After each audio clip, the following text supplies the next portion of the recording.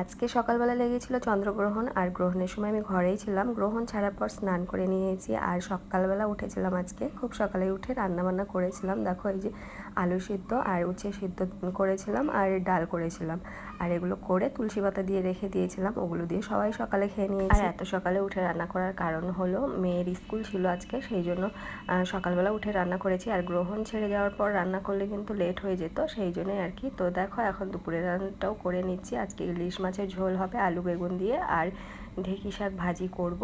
তো সব কিছু রেডি করে নিয়ে দুটো উনুনেই রান্নাটা বসিয়ে দিয়েছি। তো দেখো এদিকে শাক ভাজি হয়ে গেছে, আর মাছের ঝোলটাও কিন্তু প্রায় হয়ে গেছে। রান্নাবান্না সেরে সব কিছুর কাজ সেরে রুমে আসলাম, আর এসে টিভি দেখছিলাম, কিন্তু আমি ঘুমিয়ে পড়েছিলাম টিভি দেখতে দেখতে। তারপর উঠে দেখো বাইরে একটু এসেছি, আর বাইরে দেখো কি রোদ দিয়েছে। আজকে কিন্তু খুবই গরম। আর এই দুটো শালিক দেখতে পাচ্ছ, এরা কিন্তু আমাদের ঘরেই থাকে। ব্লগটা ভালো লাগলে লাইক করে পাশে থেকো বন্ধুরা।